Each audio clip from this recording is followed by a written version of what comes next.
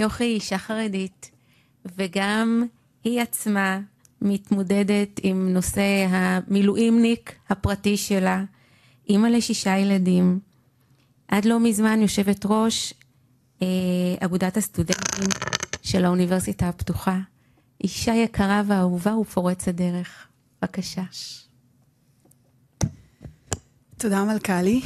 אז אני חייבת להתחיל באמת תודה ענקית על הזכות להיות פה, ותודה לכן, כמו שדוקטור חנה אמרה, בלעדיכן לא היה קורה הכנס הזה, ואני לא יודעת אם אתם מספיק מכירות את העשייה ואת הקונצנזוס של חברת הכנסת לימור סון הר מלך. אני זכיתי לפגוש אותה בהמון ועדות, אבל היא באמת, אני חושבת, מהחברי כנסת היחידים, שכאשר היא מדברת, אף אחד לא נכנס לדבריה. כולם מקשיבים מההתחלה עד הסוף. לא משנה ימין, שמאל, וחבל שחברת הכנסת פנינה הלכה, אבל באמת כולם מקשיבים לה, כי היא באמת קונצנזוס. חברת הכנסת לימור, באמת, אני מעריצה שלך, ואת יודעת את זה. לא קשור לימין, שמאל, כבן אדם, אישה מדהימה. תודה רבה. קידמת כל כך הרבה דברים, ואת ממשיכה לקדם, ובאמת את ראויה לכל הערכה שהיא. וכמובן, חברת מלכלי, אולי תהיה חברת הכנסת בעתיד, מלכלי וענת המדהימות, שבאמת מחזיקות ביד רמת השדולה, ועושות כל כך הרבה מאחורי הקלעים, כמובן שממש בהתנדבות מדהימה, באמת כל הכבוד לכן. וכמובן אני רוצה באמת לברך את כל האימהות הענקיות והנשים, וכל מי שקשור לחטופים ולחטופות, 3 פעמים ביום אנחנו מתפללים עליהם שיחזרו, זה עומד בראש מעיינינו יומם ולילה. אז באמת שתדעו שאנחנו מחזקים אותך, גם אם אנחנו לא מספיק אומרים את זה. גם כשהייתי בתפקיד, אנחנו באמת עשינו המון דברים בתור אגודת הסטודנטים של האוניברסיטה הפתוחה, עשינו המון דברים לטובת החטופים, השתתפנו בהמון מיזמים, אז באמת מתפללים ומאחלים ומחזקים לכם אצבעות, ושהם יחזרו מהר בעזרת השם בריאים ושלמים.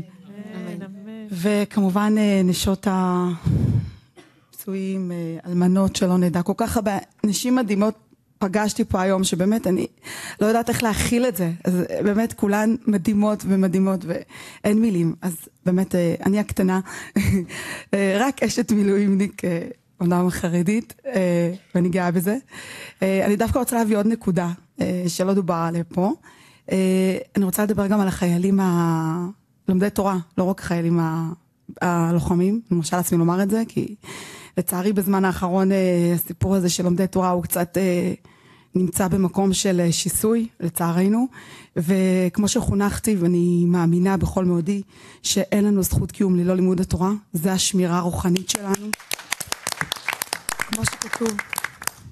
כמו שכתוב במסכת סנהדרין, דף ל"ב, אמר רבי אלעזר, גדולה התורה שאלמלא תורה לא נתקיימו שמיים וארץ. זאת אומרת, אין דבר שיכול להחזיק את העולם בלי התורה. מצד אחד, וזה הדבר הכי חשוב. עכשיו אני אעבור לדבר השני, אנחנו צריכים גם את השמירה הגשמית. אז כמו שמלכלי ציינה, אני אשת מילואימניק חרדית, נספר ממש קוריוז קטן, כי באמת השעה מאוחרת, מתמודדת, אני יכולה להגיד, בהצלחה, בסייעתא דשמיא, 6 ילדים, כשבעלי לא בבית, אז זה באמת לא פשוט, זה גם לטפל בכל מה שצריך בבית, ולאחרונה גם הבת שלי חלתה, הייתה מאושפזת בבית חולים במשך 2 שבועות, והייתי צריכה, הניסיון היה עוד יותר קשה, וממש זה היה אתגר משמעותי, וקיבלתי המון, אני יכולה להגיד שגם בבית חולים מאוד הכיל ועזר, ורופאים עזרו לי ככה למלא את מקומי כשלא הייתי, אבל עוד פעם, זו התמודדות ממש קטנה, כשאני רואה את הנשים הענקיות מתמודדות פה עדיין עם החטופים ואלמנות שלא נדע וילדים פצועים, זה באמת ממש נקודה קטנה, אבל כל אחת מהמקום שלה.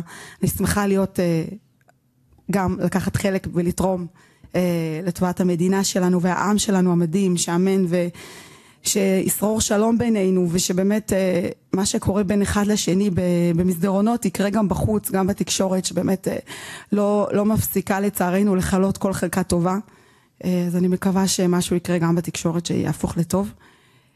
ואחרונה חביבה, אני רוצה פה להרים גם לעוד אורחת שלנו, אורנה המדהימה, שהיא גם נלחמת. ביום צעיר מתמודדת בעל שחלה, 100% סיעודי, והיא ממשיכה בגבורה מדהימה, גם לטפל בבית, וגם להמשיך במקצוע המאוד מאוד משמעותי שלה, מנהלת תחום איכות ובטיחות בבית חולים לניאדו. ובאמת אורנה, אני מצדיעה לך. מצדיעה לך. איפה אורנה? כאן. הנה היא פה. וואו. תחבט אל הכלים. מגיע לה הרבה כל הכבוד. אז זהו, אני באמת אסגור את הכנס ואומר שאתם מדהימות, מדהימות, אחת, אני תמיד, מכל אחת פה שדיברה, למדתי הרבה, אני לומדת, ואנחנו מתפללים ומקווים שיהיה טוב, שהאור של חנוכה באמת ימשיך הלאה, קדימה, לכולנו. אמן, אמן. תודה רבה. באמת,